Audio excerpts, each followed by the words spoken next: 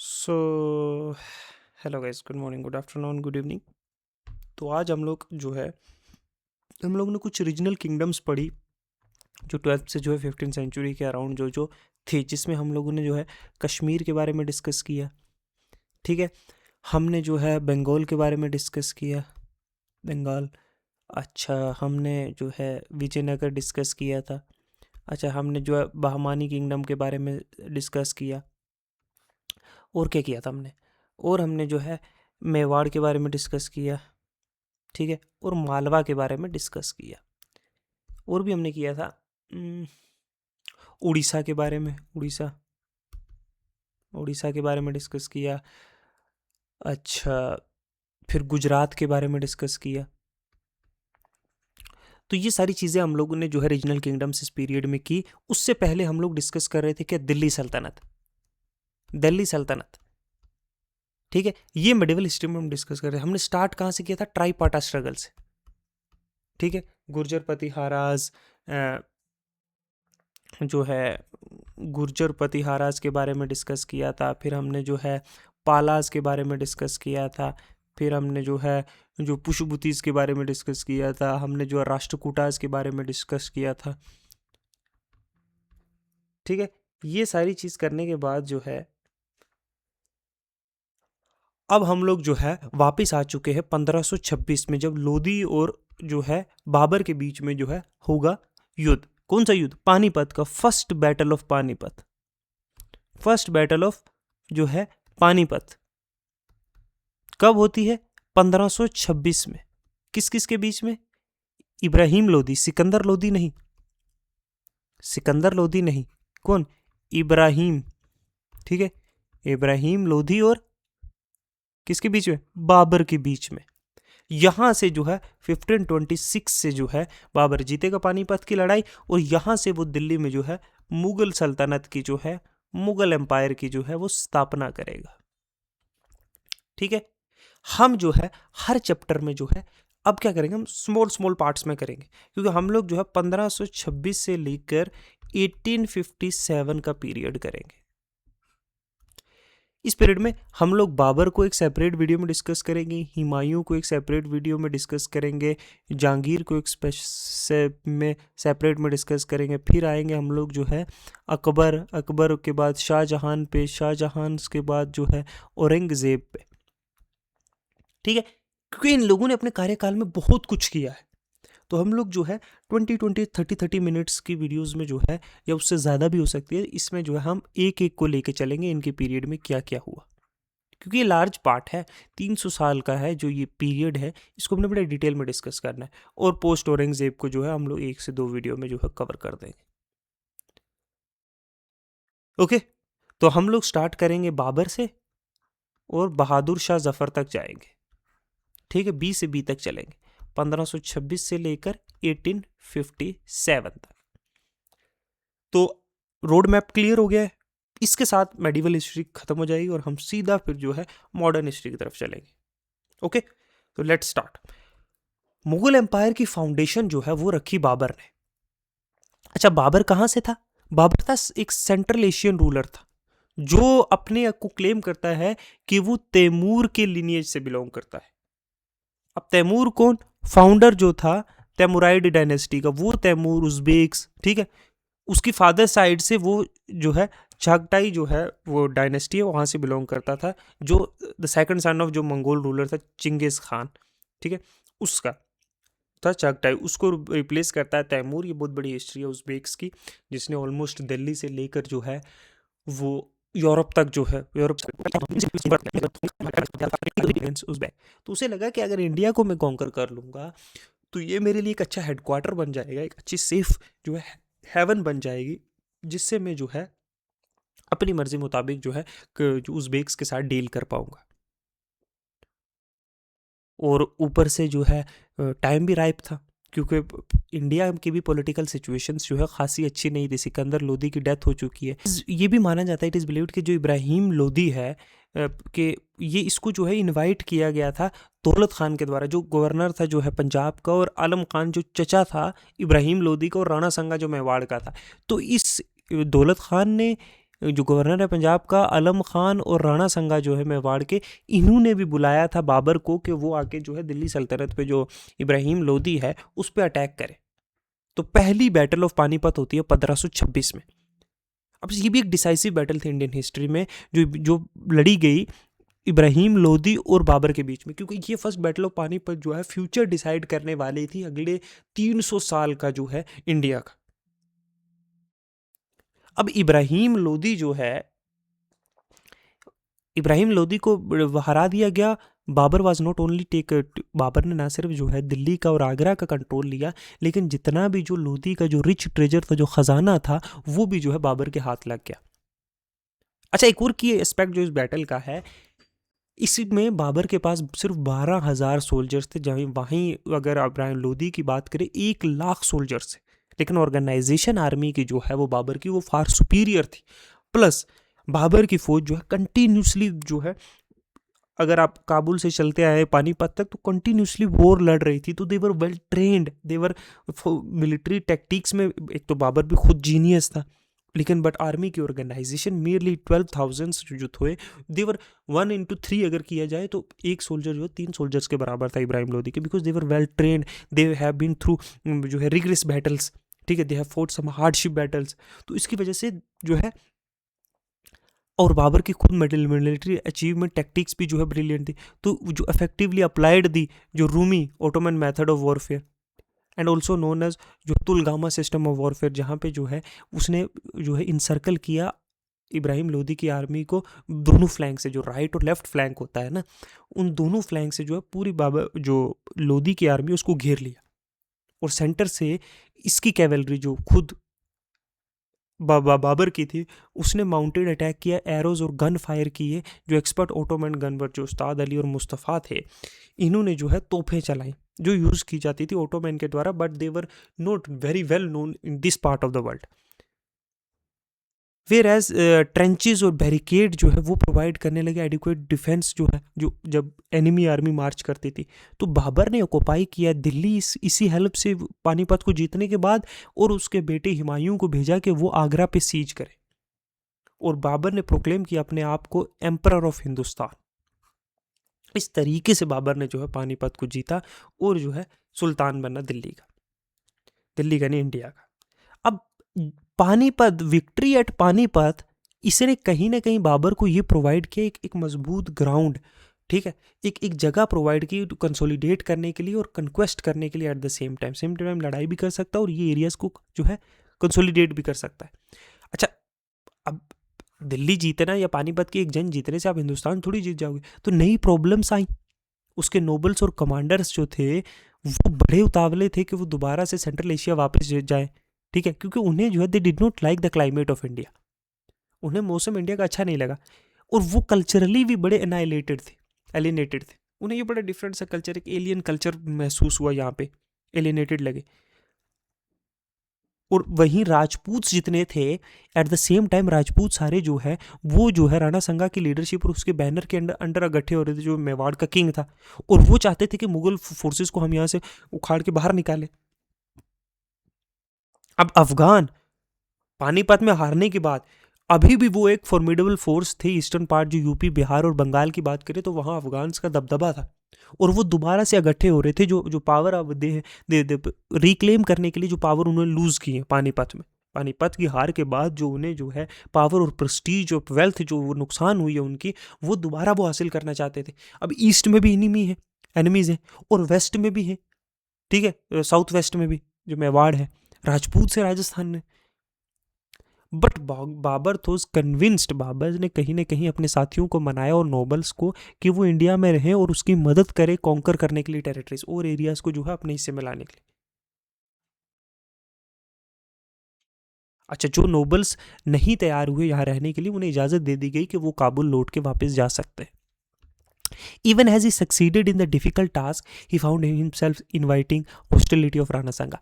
अब देखो, पानीपत जीतने के बाद, अपने आप को सुल्तान डिक्लेयर करने के बाद, ये एरियाज़ जो है आगरा, दिल्ली का एरिया, पंजाब का जो है उसके अंडर आने के बाद भी जो है उसको एक बड़ा एनिमी जो था वो राणा संगा।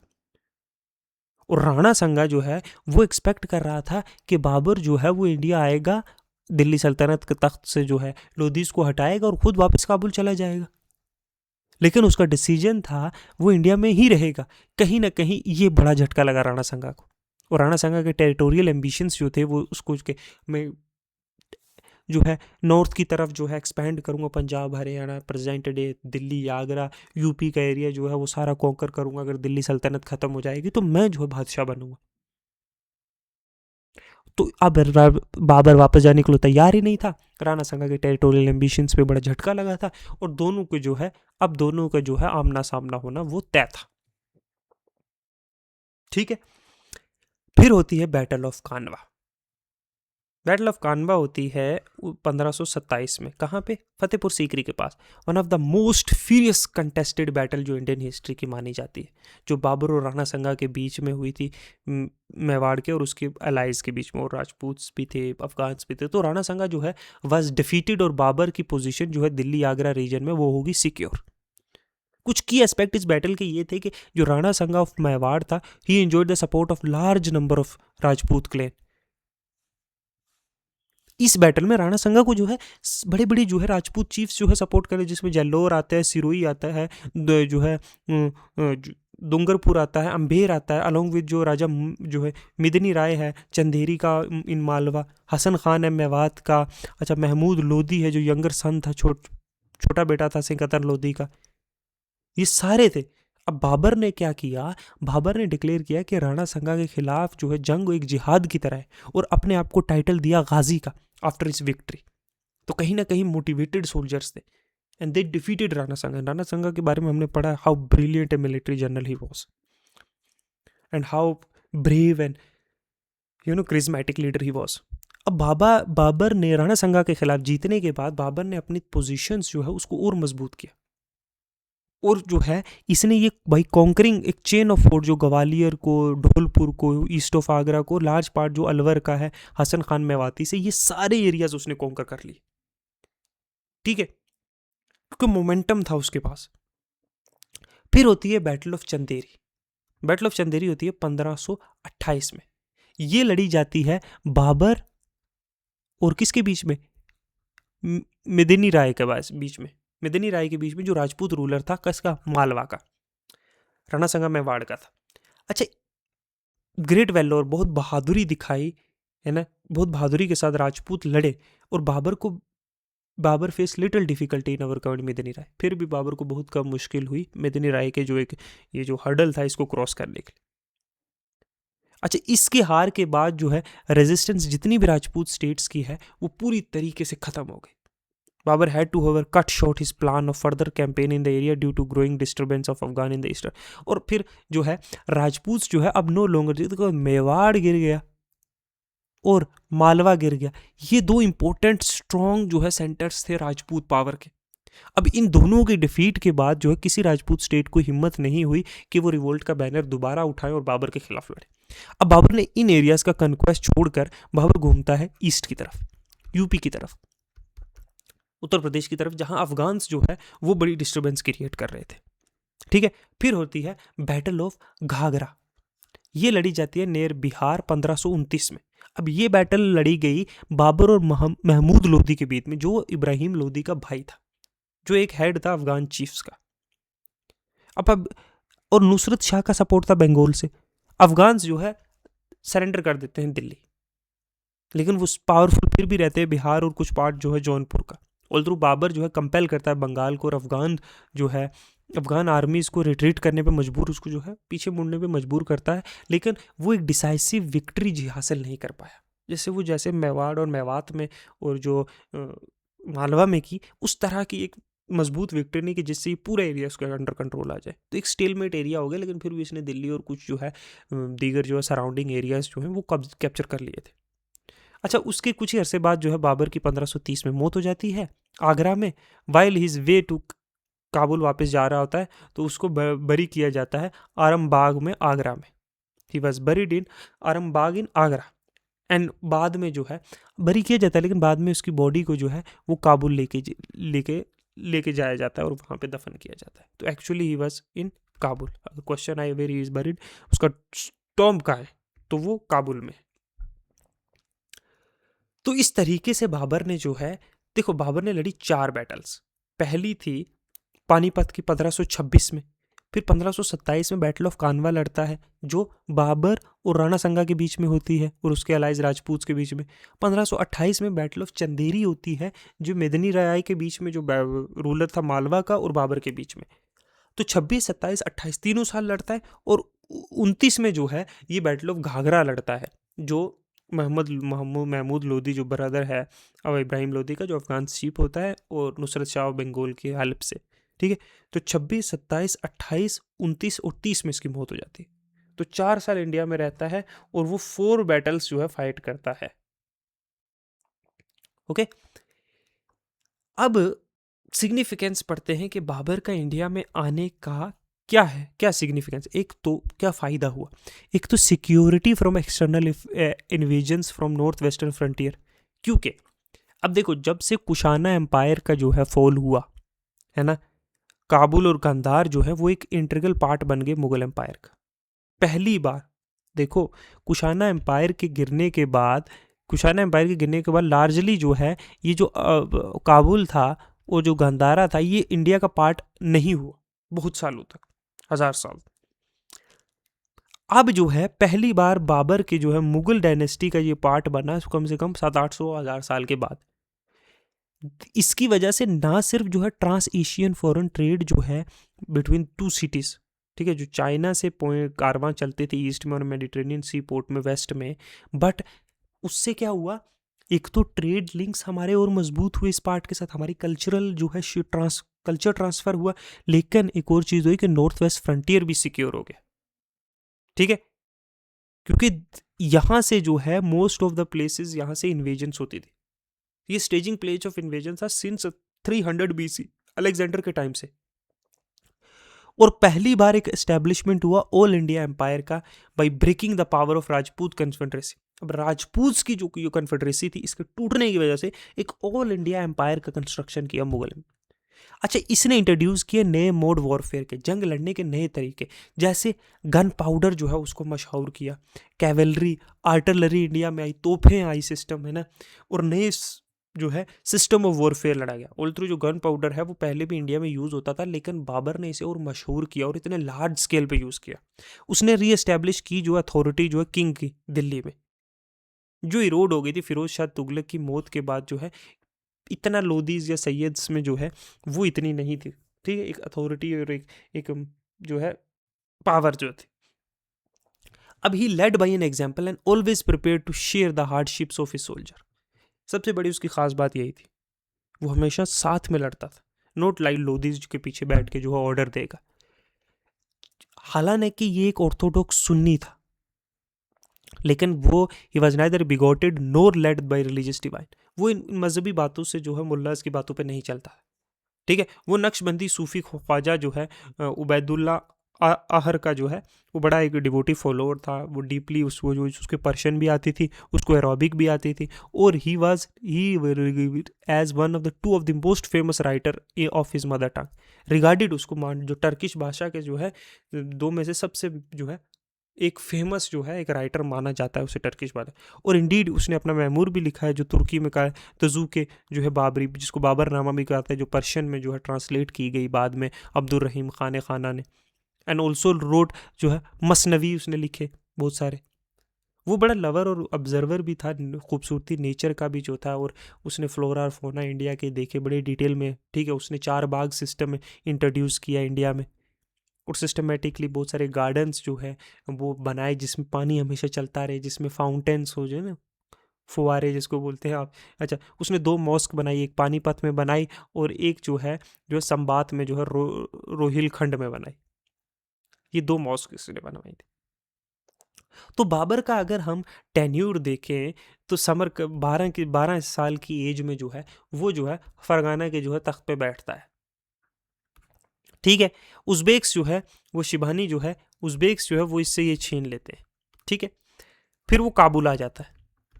ठीक है, इसके डिसेंडेंट का मैंने बताया, माँ की साइड से जो है ये चंगेज़ खान, और बाप की साइड से जो है फादर साइड से जो है ये तैमूर से लिंक था। ठीक है, इसलिए इनको तैमूराइड डायनेस्टी भी कहते हैं।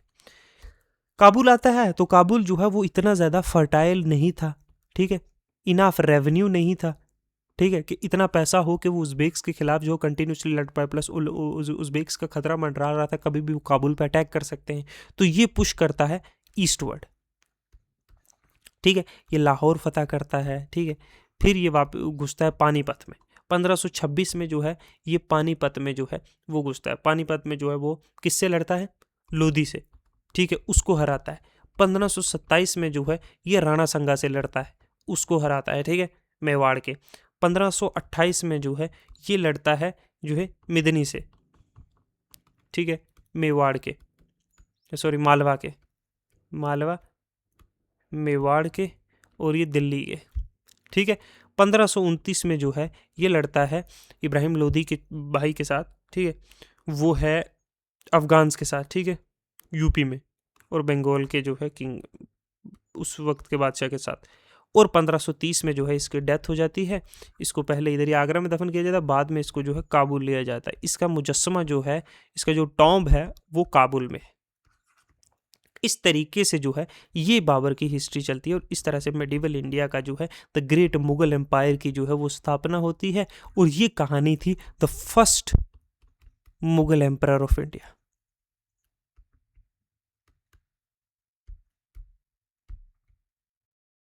ओके, तो आज के लिए इतना ही रखते हैं। Thank you, good bye.